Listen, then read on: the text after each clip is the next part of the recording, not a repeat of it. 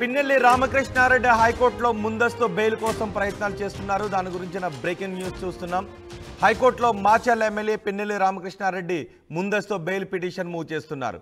హత్యాయత్నం కేసులో ముందస్తు బెయిల్ ఇవ్వాలి అని హౌస్ మోషన్ పిటిషన్ మూవ్ చేస్తున్నారు. ఇవాళ ఈ పిటిషన్ విచారణకు వచ్చే అవకాశం ఉంది.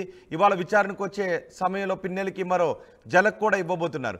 పిన్నెల్లితో పాటు సోదరుడు వెంకటరామరెడ్డి మరో 2 కొత్త కేసులను ఎదుర్కోవాల్సిన పరిస్థితి ఏర్పడింది. ఇద్దరిపైన మరో 2 కొత్త కేసులు నమోదయ్యాయి. కారంపూడి సిఐ నారాయణ స్వామి ఫిర్యాదు చేశారు.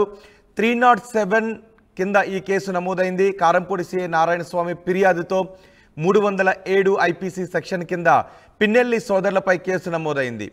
కండ్లకుంట టీడీపీ ఏజెంట్ మాణిక్యాలరావు ఫిర్యాదుతో 0 ఎఫ్ఐఆర్ నమోదు చేశారు. తమపై దాడి చేశారు అని మంగళగిరి రూరల్ పోలీసులకు మాణిక్యాలరావు ఫిర్యాదు చేశారు. ఈవీఎం ధ్వంసం కేసులో జూన్ 6 వరకు పిన్నెల్లిని అరెస్ట్ చేయొద్దు అని హైకోర్టు ఇప్పటికే మధ్యంతర ఉత్తర్వులు ఇచ్చింది. ఆ తర్వాత పిన్నెల్లిపై మరో 2 హత్యాయత్నం కేసులు నమోదయ్యాయి. దీంతో పిన్నెల్లి హైకోర్టును ఆశ్రయిస్తున్నారు ముందస్తు బెయిల్ కోసం. మరింత సమాచారం మా ప్రతినిధి రామారావు అందిస్తారు. రామారావు, పిన్నెల్లిపై నమోదైన కేసులకు సంబంధించి మీ దగ్గర ఉన్న సమాచారం ఏంటి? రోహిత్, మాచర్ల ఎమ్మెల్యే పిన్నెల్లి రామకృష్ణారెడ్డి అలాగే అతని సోదరుడిపై కేసులు నమోదనేది కంటిన్యూ అవుతున్నటువంటి పరిస్థితి ఉంది. ఈవీఎం ధ్వంసం రాష్ట్ర వ్యాప్తంగా సంచలనం సృష్టించింది.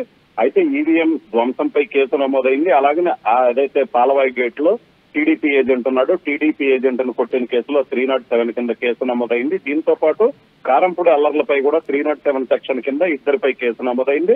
అయితే తాజాగా మరో 2 కేసులు ఇద్దరిపై, పిన్నెల్లి రామకృష్ణారెడ్డి ఆయన సోదరుడు వెంకటరామరెడ్డిపై మరో 2 కేసులు నమోదయ్యాయి. అయితే కారంపూడిలో అల్లర్లు జరుగుతున్న సమయంలో అడ్డుకోవడానికి ప్రయత్నించినటువంటి కారంపూడి సీఐ నారాయణ స్వామిపై దాడి ఘటనకు సంబంధించి ఆయన ఫిర్యాదుతో ఎమ్మెల్యే పిన్నెల్లి రామకృష్ణారెడ్డి అలాగే ఆయన సోదరుడు వెంకటరామరెడ్డిపై కూడా 307 సెక్షన్ కింద కేసు నమోదు చేశారు. దీంతో పాటు ఏదైతే పోలింగ్ సమయంలో వెల్దుర్తి మండలం కండ్లకుంట ఎమ్మెల్యే పిన్నెల్లి రామకృష్ణారెడ్డి సొంతూరు, అది అక్కడ టీడీపీ ఏజెంట్ గా మాణిక్యాలరావు కూర్చున్నారు. ఎస్సీ సామాజిక వర్గానికి చెందిన అతన్ని బెదిరించడమే కాకుండా కొట్టారు. అతని కుటుంబ సభ్యులను కూడా కొట్టడం జరిగింది. వాళ్ళు అక్కడ డిఎస్పీ సాయంతో బయటికి రావడం జరిగింది. దీనికి సంబంధించి మంగళగిరి రూరల్ పోలీసులకు మాణిక్యాలరావు ఫిర్యాదు చేయడం జరిగింది. అయితే అక్కడ పోలీసులు కేసు నమోదు చేసుకోవడానికి వెనకడుగేసినటువంటి పరిస్థితి ఉంది. ఈ నేపథ్యంలోనే టీడీపీ నేత వరలరామయ్యతో కలిసి డీజీపీ హరీష్ కుమార్ గుప్తాని కలవటం జరిగింది. హరీష్ కుమార్ గుప్తా గుంటూరు ఎస్పీతో మాట్లాడటంతో మంగళగిరి రూరల్ పోలీసులు 0 ఎఫ్ఐఆర్ కింద కేసు నమోదు చేయడం జరిగింది. సో మొత్తం మీద ఇప్పటికీ పోలింగ్ తర్వాత చూసుకున్నట్లయితే 307 సెక్షన్ కింద 3 కేసులు నమోదయ్యాయి. మళ్ళీ ఈ కేసు కూడా 307 కిందనే నమోదయ్యే అవకాశం ఉంది. సో మొత్తం 4 కేసులు కూడా నమోదైనటువంటి పరిస్థితి ఉంది. ఈ నేపథ్యంలోనే పిన్నెల్లి రామకృష్ణారెడ్డి హైకోర్టులో ముందస్తు బెయిల్ కోసం ఏదైతే 307 సెక్షన్ల కింద ఉన్నటువంటి కేసులకు సంబంధించి ముందస్తు బెయిల్ కోసం నిన్న హౌస్ మోషన్ పిటిషన్ దాఖలు చేయడం జరిగింది. అది ఈ రోజు విచారణకు వస్తుంది. అయితే సిఐ నారాయణ స్వామి తరపు లాయర్లు అయితే మాత్రం హైకోర్టులో క్లియర్ గా నిన్న జరిగినటువంటి హౌస్ మోషన్ పిటిషన్ మీద జరిగిన విచారణలో క్లియర్ గా చెప్పడం జరిగింది. 307 హత్యాయత్నం లాంటి తీవ్రమైన నేరాలు ఉన్నప్పుడు బెయిల్ ఇవ్వటం అనేది కరెక్ట్ కాదు. ఇలాంటి కేసుల్లో బెయిల్ ఇవ్వకూడదని సుప్రీంకోర్టు ఏదైతే ఒక సూచన చేసిందో ఆ సూచనను కూడా పరిగణలోకి తీసుకోవాలని చెప్పడం జరిగింది. అయితే దీనికి సంబంధించి ఈ రోజు పిన్నెల్లి రామకృష్ణారెడ్డి ముందస్తు బెయిల్ పిటిషన్ మీద ఈ రోజు విచారణ జరిగే అవకాశం ఉంది. ఎందుకంటే ఇప్పటి వరకు ఈవీఎం ధ్వంసం కేసులో 6వ తారీఖు వరకు అరెస్టు చేయొద్దని చెప్పి హైకోర్టు ఆదేశాలు జారీ చేసింది.